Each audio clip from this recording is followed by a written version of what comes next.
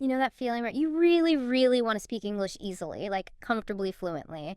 But then the moment you actually try, your mind just sort of, it freezes up. Uh-huh. You feel nervous, maybe a bit shy, and that little voice pops up. My English isn't good enough. I'll never actually be fluent. Oh, absolutely.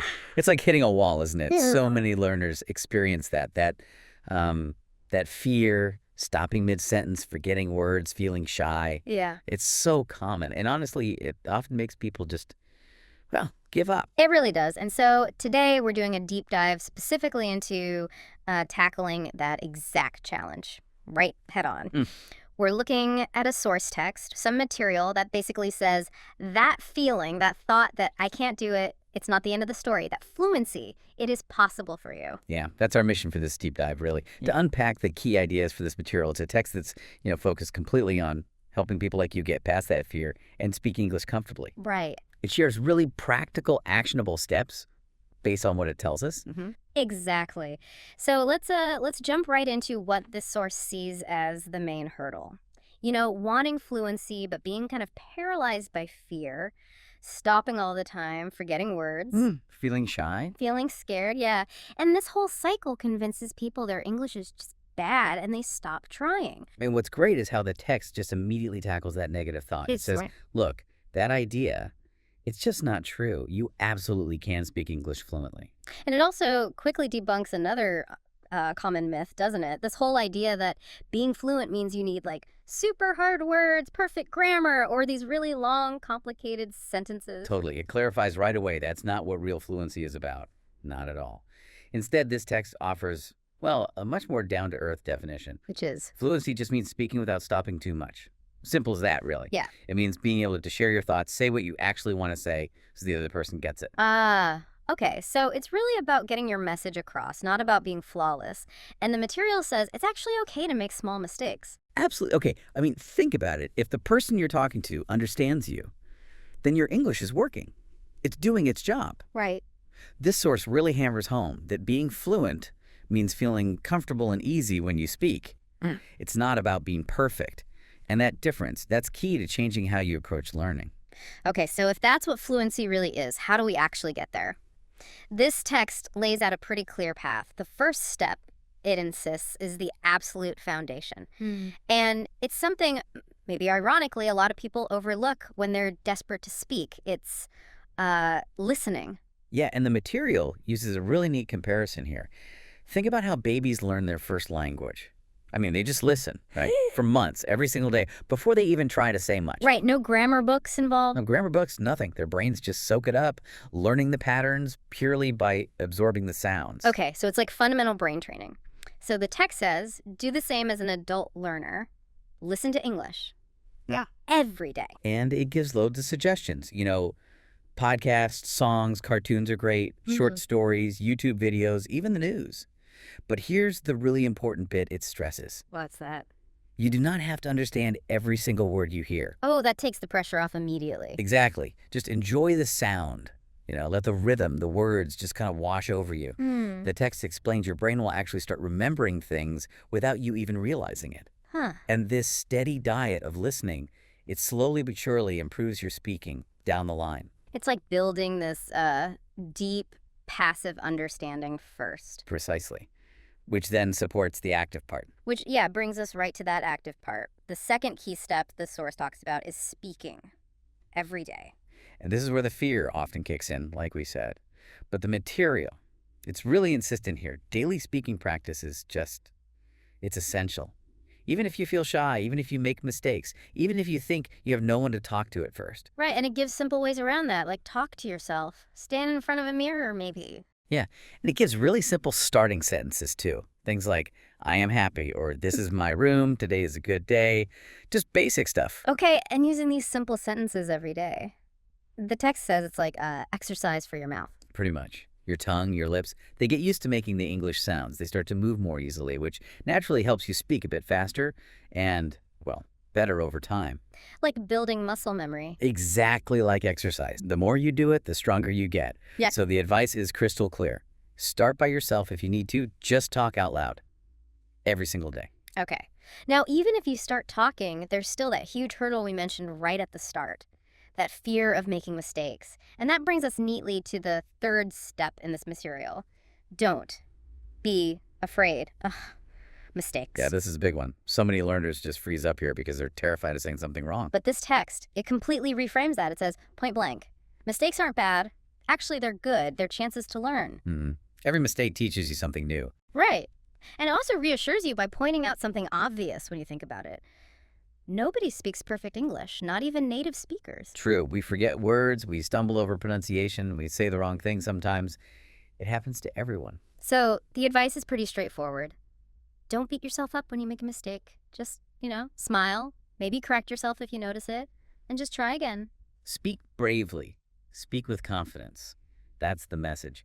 Your mistakes are literally your teachers. Okay, changing that whole internal dialogue about mistakes sounds absolutely crucial. Fundamental, yeah. All right, moving on. We've got listening daily, speaking daily, embracing mistakes. What does the source say you should actually focus on speaking, especially at the beginning? That leads to step 4. Learn small sentences first.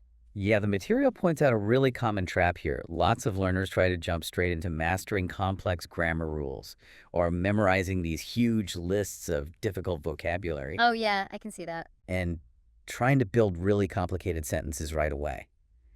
And the text says, look, that usually just leads to feeling tired, confused, and often just giving up because it feels way too hard. Okay, so what's the alternative it suggests? Much more practical. Start with small, genuinely useful sentences, things you can actually use in day-to-day life. Like what? Well, it gives examples like, what is your name? Where are you from? Can you help me? Or even just, I am learning English. Okay, those seem basic, but I guess they're foundational. Exactly. The text highlights their power because you use them all the time in real conversations. So the advice is, use these simple, useful sentences every single day. Repeat them until they feel totally easy, completely natural. And then worry about longer sentences. Only then, build that strong, usable foundation first. It's about practical communication before theoretical complexity, especially at the start. Makes sense. Okay, step 5. This is one the material says gets forgotten a lot, but it's apparently super effective. It's a technique called shadowing, or just copy and repeat. Yeah, shadowing. Basically, it involves listening to someone speaking English, like a native speaker, and then immediately repeating what they just said, trying to copy everything. Ah, so it's not just passive listening, you're actively mimicking them. Right. Copying the words, yeah, but also their voice, their tone, the speed, the rhythm. All of it. No writing involved. Nope, no writing needed. Just listen and speak aloud right after them. The text gives a simple example. You watch a video, you hear someone say, I like to read books. You pause the video, and you immediately say, I like to read books. And you just do that over and over. Repeat it daily, yeah. And the payoff, according to the source, this practice actually trains your mouth physically. It helps it move in the ways native speakers' mouths move. And that really boosts your fluency and how natural you sound. Interesting. So it's physical training alongside the mental stuff? Exactly. All right, step 6. This one is described as very powerful. It's about shifting your internal language, basically thinking in English. Right. The common thing for learners, naturally, is to think first in their own language, and then they mentally translate those thoughts into English words before they speak. Yeah, that sounds familiar. And slow. It is slow. The text explains it takes a lot of time and mental energy, and it makes speaking feel really clunky and difficult. So the shift is just try to think directly in English, even for small things. Exactly. Start small. So instead of thinking the word for water in your language when you're thirsty, the text suggests just thinking the English phrase, I need water. Okay. Or you see a cute animal, instead of thinking about it in your language, just think in English, this dog is cute, or that cat is sleeping. Simple thoughts. These seem like tiny little changes, but the material argues they have a big impact. A huge impact, it says. These small English thoughts, done consistently, gradually start to rewire your brain. Over time, English can actually start to become your default thinking language for more and more things. Yeah. Which bypasses that slow translation step completely. And that makes speaking much faster and just way easier. Like changing your brain's operating system for language. That's a great way to put it, yeah. Okay, and then finally, step 7. When you can, put it all together. Practice speaking with other people. Yeah, the text suggests, if possible, find a friend who's also learning English. Maybe commit to speaking together for, say, 15 minutes a day. And just talk about anything. Yeah, simple stuff. Your day, what you ate, hobbies, dreams, whatever. The key, it says, is keep it light, laugh about mistakes, enjoy the actual process of trying to communicate. But what if you can't find a partner easily? Does it offer alternatives? It does, yeah. Smart ones, too. Use a voice recording app on your phone. Record yourself speaking English, then listen back. You'll hear things you want to improve, then try again. Okay, self-correction. Exactly. Or it suggests using language exchange apps. There are tons out there. Or joining online English-speaking groups. Right. The source reminds you, look, there are literally millions of people all over the world just like you, wanting to practice. You just have to take that first step to find them and connect. That's encouraging. Now, beyond these 7 main steps, this text also throws in some extra helpful tips, and they seem heavily focused on mindset again. Yeah, very much so. It really emphasizes staying positive. Like, stop saying things like, my English is bad. Actively choose to reframe it, I am learning.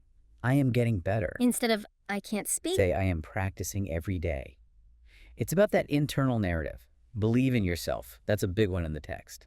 It also mentions speaking slowly and clearly, especially at first, not rushing. Right. And it reinforces that point about starting small. Don't get bogged down worrying about complicated grammar rules right at the beginning.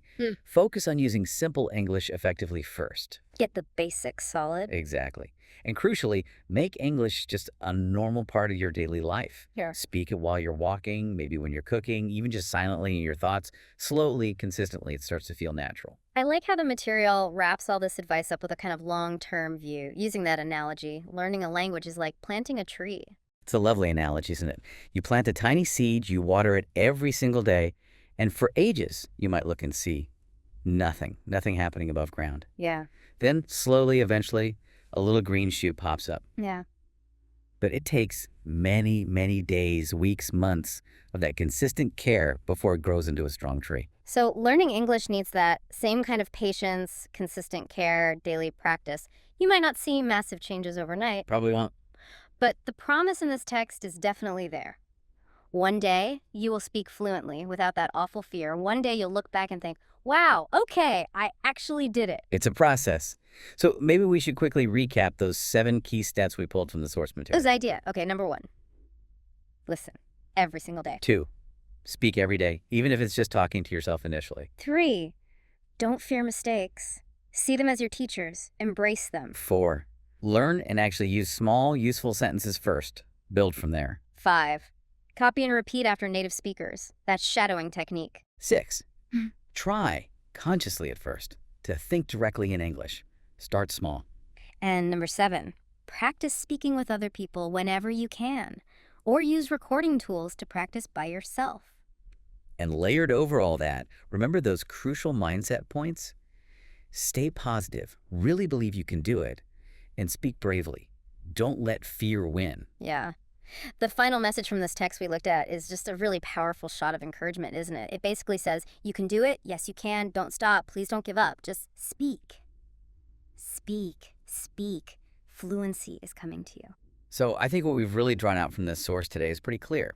Getting fluent isn't about chasing some impossible ideal of perfection, with fancy words and complex structures. Right. It's about comfortable, easy communication. And that's built through consistent daily practice and, maybe just as importantly, a real shift in how you think about the process and about yourself. You've got a clear map now based on this material. The steps are there. You absolutely have the power to do this.